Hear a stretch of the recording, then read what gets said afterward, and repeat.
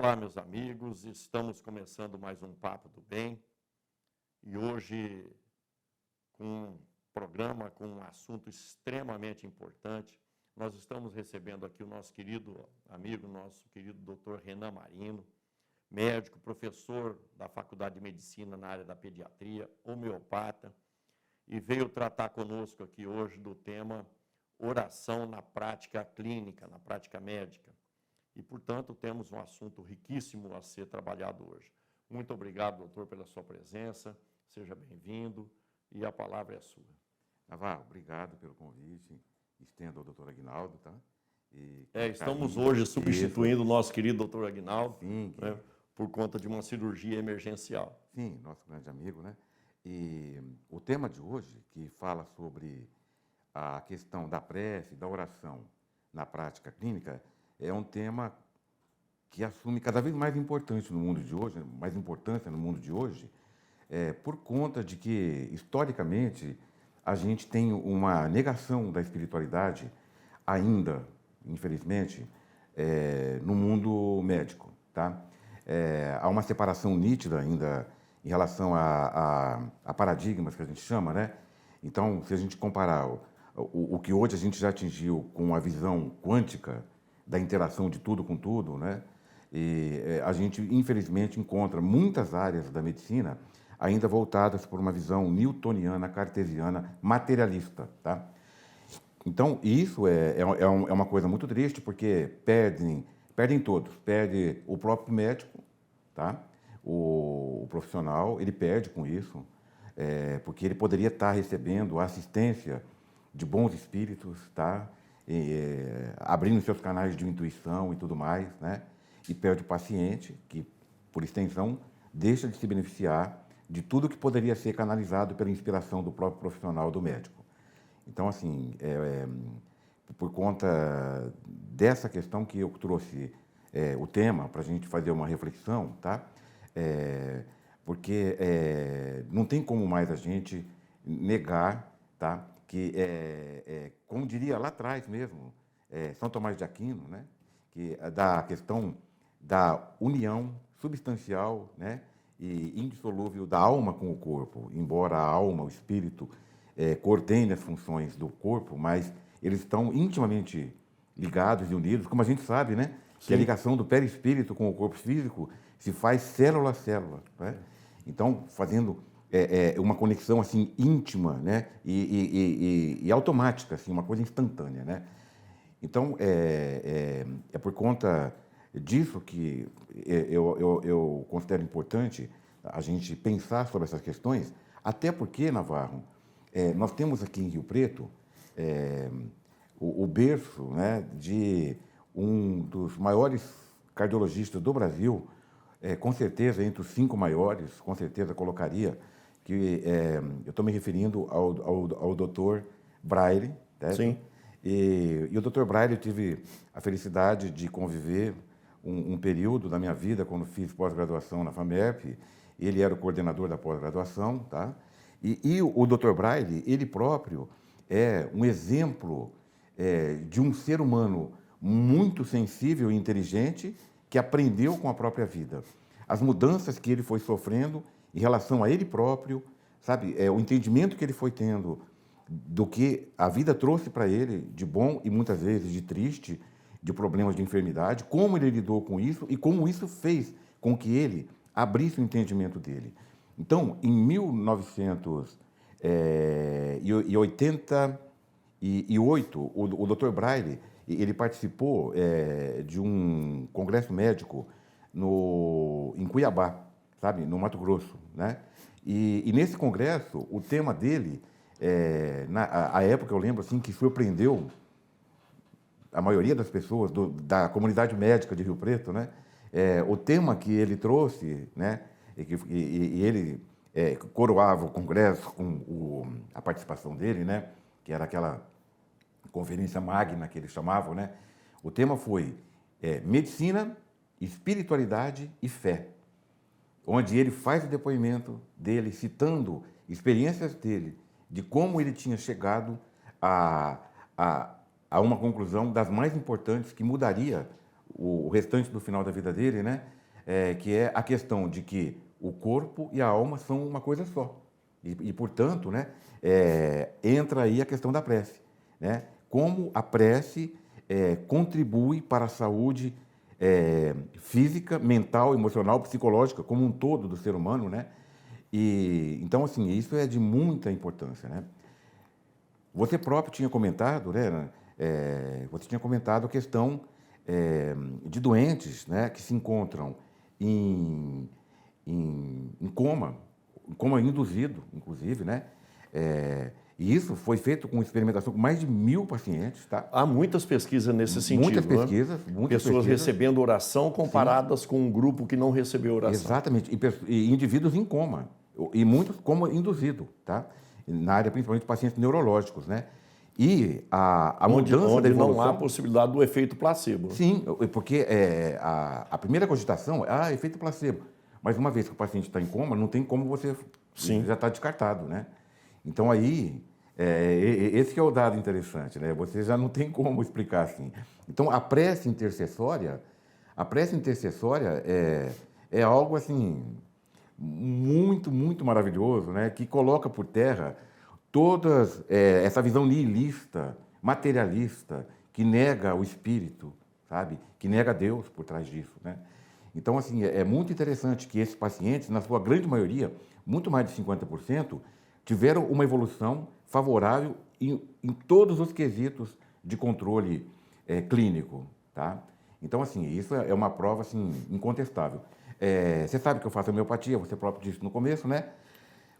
E a homeopatia, ela também, por conta dessa sutileza da ação do medicamento homeopático, né? Ele é, assim, num nível infinitesimal, né? E por todos os processos da técnica homeopática, né? De sucção, e a divisão que ele vai sofrendo nas sucessivas potências homeopáticas, né? Sempre levou esse carimbo de, é placebo, é psicológico. Isso me incomodou muito. Eu fui professor de pós-graduação de homeopatia em Ribeirão Preto durante mais de 20 anos e eu desenvolvi um trabalho onde culminou com um medicamento que é muito usado hoje, foi usado em vários países, foi usado em centenas de cidades do Brasil e é usado hoje por milhares de pessoas em Rio Preto, por exemplo, nesse momento, né, que é um complexo da dengue, que é um medicamento que tem uma ação incrível em relação à questão da prevenção da dengue hemorrágica e a melhora clínica do quadro da dengue, né? Então, assim, quando eu fiz a experimentação, nós testamos ratinhos, né? Ratinhos com placebo e ratinhos com medicamento homeopático, que para muita gente era a mesma coisa, placebo homeopático, né? Não, é a mesma coisa. Não, esse é placebo, é água e açúcar. Esse é homeopatia, o medicamento está aqui, tá? Aí testamos ratinhos. Os ratinhos, para você ter uma ideia, ele tem uma média de 200.000 plaquetas por ml. Então, o que aconteceu? O grupo que recebeu o placebo, no controle, mostrou que ele continuava, após receber a medicação, com 200.000 plaquetas. Sem alterações. Sem nenhuma alteração, como era esperado, né? Sim. O grupo homeopático, as plaquetas de 200.000 pularam para 600.000. Então, e é um ser que não é capaz de ser influenciado psicologicamente. Não foi combinado com os ratinhos, te garanto, não combinamos nada. Não seria possível. Não. Então, assim, me deixou muito feliz. Esse medicamento depois foi aprovado pela Anvisa, foi um laboratório, né, comercializou, né, um laboratório grande brasileiro e tal. Então, eu fiquei muito feliz pela questão de mostrar esse aspecto, tá? Como diria Shakespeare, né, no mínimo, há muito mais coisas entre o céu e a terra do que imagina a vã filosofia. Então, assim, a gente tem que ter a humildade, né, de ver, por exemplo, que o imponderável, né, a gente negaria a gravitação, negaria um monte de coisa, né? E a fé é muito negada por conta disso, né? Por ela não ser tocada, mordida, assim, sabe, materializada, né? Mas todos nós temos, no fundinho, há quem diga que só existe ateu enquanto o avião não começa a cair. né? Sim. Porque nós temos uma tendência natural a uma espiritualidade. Sim, é inato. Então, assim como a homeopatia trabalha num nível energético sutil, Sim, a oração também, também, exatamente. em função de uma capacidade que cada um de nós tem, né? Sim, exatamente, Naval. Uma imagem que eu gosto muito, eu vou passar assim para você, você já deve ter uma ideia, com certeza. Nós estamos, né? Não existe o nada, não existe o vazio no universo. Né? Sim. Então, assim, os nossos sentidos são muito pobres, a gente vê, sente, enxerga muito pouco, né? Então, a gente está... É muito estreita a nossa faixa de percepção da realidade. Da realidade. Então, a gente está imerso, né, a uma cegueira sensorial quase que total, né? Então, assim,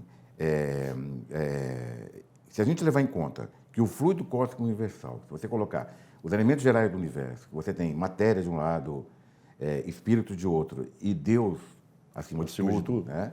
Essa trindade universal, né? Então, a gente dimensiona assim, a questão do próprio perispírito, né? E ele tem uma base que é material. estudado há milhares e milhares de anos, né? O perispírito. Sim, direto ou indiretamente, né? É estudado há milhares e milhares de anos. Sim, então. Ele, qual é a origem dele? É a matéria. Mas a matéria em que estado? Um estado de muita sutilidade, que a gente chama de fluido cósmico universal. Sim. Então, assim, esse fluido cósmico universal que preenche tudo, né? A imagem que eu te falei, assim, que eu acho bonita, né? É como se nós estivéssemos mergulhados num cristal líquido. Cristal líquido é uma coisa legal, né? Cristal líquido, aquela coisa assim, né? Que tem aquela geometria, aquela estrutura, né? E como se a gente... equivalendo ao ar que a gente respira nesse momento, né? Na atmosfera e tal, ele preenche tudo e ele conecta tudo. Ele conecta tudo com tudo. Desde o nosso espírito com o nosso corpo físico, através de todas as células, como a gente falou, né? Do perispírito, né? Como tudo com tudo. Então, por exemplo, nesse momento, a nossa sintonia de um ser que está aqui, ligado à matéria física, encarnado, com seres desencarnados, tá? Ela é automática a partir do momento em que a gente emite a intenção da prece, da oração. Nos conecta com esses intercessores que vão nos conectar com a causa suprema e primária de todas as coisas, que é o Criador, que é Deus, né? Instantaneamente, certo? Então, assim, se faz essa ligação, essa corrente fluídica, tá? Muito mais que eletromagnética, né? Quântica e tudo mais que possa de explicar. Poder muito mais profundo e rápido. Né? E rápido, muito mais veloz do que a velocidade do som, a velocidade da luz, de qualquer coisa conhecida, a velocidade do espírito. Né? Então, assim, essa ligação, essa conexão instantânea da pobre criatura com o Criador, através da intercessão de espíritos mais evoluídos, certo? Que fazem esse trabalho. Né? Então, isso é lindo, maravilhoso. Né? Isso deve estar bem claro à nossa mente, tá? Quando a gente encontra ou se encontra em situações de desistência, de desespero, de tristeza, de ideias terrivelmente tristes de suicídio, tá? Essa é uma certeza que nunca pode se afastar do nosso painel mental, que é a questão da certeza que nós estamos o tempo todo conectados com o Criador, como se fosse o nosso cordão umbilical e jamais vai ser cortado, sabe, da criatura com o Criador, tá? Essa conexão que é ativada na prece nos traz a consciência de que quando a gente se imagina tristemente abandonado ou só, na verdade, estamos o tempo todo no colo do nosso Pai, que é o Criador, né? Se a gente pegar o Evangelho do Senhor Jesus como referência, onde ele cura de todo jeito, de toda forma e todo tipo de doença, naquilo que se chama milagre no senso comum aí, né? A gente vai ver alguém interferindo na condição física da pessoa de uma forma direta, mas subjetiva. Sim. E ele fala para nós que nós poderemos fazer muito mais do que ele fez, né? Mas quando nós tivermos uma fé, pelo menos do tamanho de um grão de mostarda. Então, o Senhor Jesus está nos orientando a trabalhar nesse sentido. Fantástico, exatamente. Exatamente. E olha que coisa curiosa, olha, quando a gente analisa a questão da fé, e mesmo em vários pontos do Evangelho, em Marcos, por exemplo, é bem claro a referência, né? Que tudo o que pedirdes em oração, desde que você acredite muito nisso, né, será conquistado, será obtido, né? E será realizado. Então, a crença e a fé. A fé é uma questão central na questão da oração.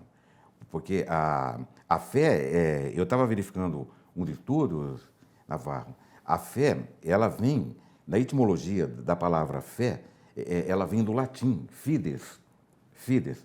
E fides tem essa conotação imediata, né? Que é a questão assim da fidelidade, certo? Da fidelidade, Da né? confiança. Da confiança, né? Do acreditar absolutamente, né? E também tem a ver com uma questão frequencial, que também a palavra fides, se você aprofundar um pouquinho mais na compreensão etimológica dela, ela nos leva ao conceito de sintonia. Sintonia. Então, se você está em sintonia, você está na mesma onda, você está na mesma frequência, tá? Você está junto.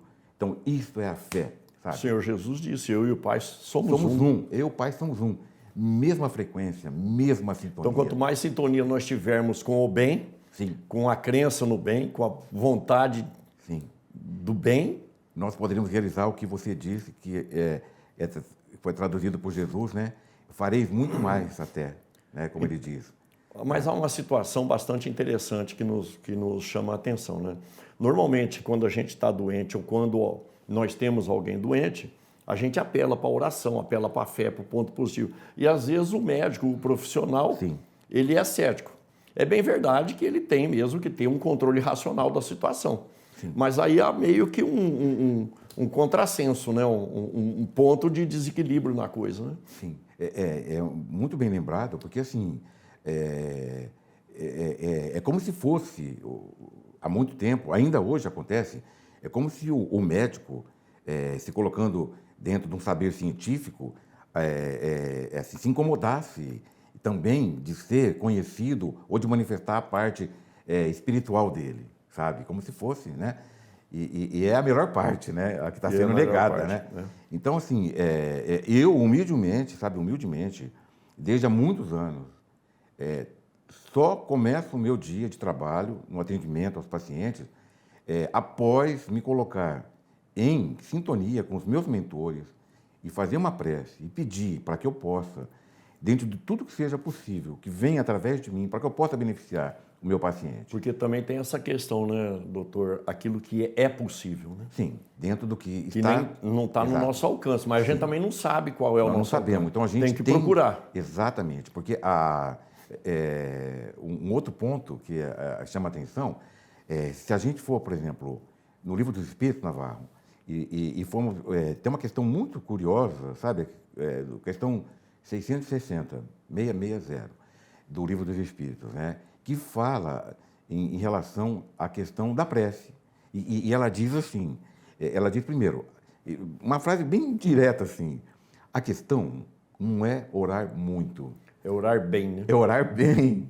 Então, aí, não é com palavras, não é orar com os lábios. Mas com sentimento. É com o coração, é o coração, sabe, que tem que orar, né? É ele que faz a conexão com os bons espíritos e, em última análise, com Deus, né? Que tudo passa por Deus, né? Pela vontade de Deus, né? Então, assim, o próprio ato de orar, né? Porque, assim, a gente delega a oração para esses momentos críticos que você falou. Isso é muito errado. A gente sabe, e você sabe muito bem, que é uma imagem que eu acho bonita, que a prece e a respiração da alma. É verdade, é verdade. É um exercício, inclusive, neurologicamente... Que deveria ser constante, né? Senão, constante, diariamente, em muitos minutos, automaticamente, no secreto do nosso coração. Você pode estar aqui nesse ambiente, mas você está mentalizando, você está interiorizando, você está num estado de prece, uma frequência de onda de prece. E não estamos falando aí num exercício, vamos dizer assim, incisivo de ser fanático. Não, é tão somente de sintonia com a realidade invisível, Exatamente. tocada por um Criador que abrange tudo e todos. Numa espontaneidade do cotidiano, sabe? Da coisa do dia a dia, sabe? Iniciar o dia, sabe? Ao abrir os olhos, automaticamente, agradecer, sabe? Por mais um dia, pela vida, por estarmos aqui, seguindo a nossa jornada evolutiva, né? Sim. Tendo a bênção da encarnação. Nós sabe? temos notícias que já tem universidades médicas dando cursos ou dando aulas de espiritualidade. Sim. Eu também... Isso está em desenvolvimento? Então, segundo consta, 1 ou 2 lugares, né? Ainda um embrião, né? Medicina e espiritualidade, né? Porque é muito importante, sabe? Porque é o seguinte, isso é uma realidade que a gente vai ter que enfrentar, sabe? De romper, sabe? Com essas amarras, né? Que insistem em manter a medicina dentro desse universo de negar o espírito, sabe? Porque é algo assim, é algo muito natural e nós chegamos nesse momento, sabe? Como diz o Allan Kardec, né? Nós estamos já bem caminhando em direção à questão da fé raciocinada, sabe? Então, a ciência e a espiritualidade, elas não só podem, como devem trabalhar andar lado a lado. Lado a lado. Lado a lado. Porque é característica natural do ser humano, a subjetividade, né? Sim, claro. E a gente tem visto muitos livros escritos por médicos, por especialistas na área da medicina. E eu me lembro aqui nesse momento do Deus, Fé e Saúde, né? Um livro muito interessante que vem falar justamente sobre as pesquisas nessa área, sobre a busca da medicina no entendimento daquilo que é fé e daquilo que é oração, né? Então são livros que acabam nos induzindo a acreditar que há um movimento na área médica e na busca da espiritualidade. Sim, há muito, sim. Por exemplo, mesmo aqui na FAMERP, pegando, como eu citei, a saudosa lembrança, né? E a nossa gratidão. Dr. Domingo Marcolino Braille. Dr. Domingo Marcolino Braille, né? Então, hoje nós temos, por exemplo, nós temos a disciplina de homeopatia, que é uma coisa que não é comum em faculdades, né? Desde 1988, que eu sou o responsável, né?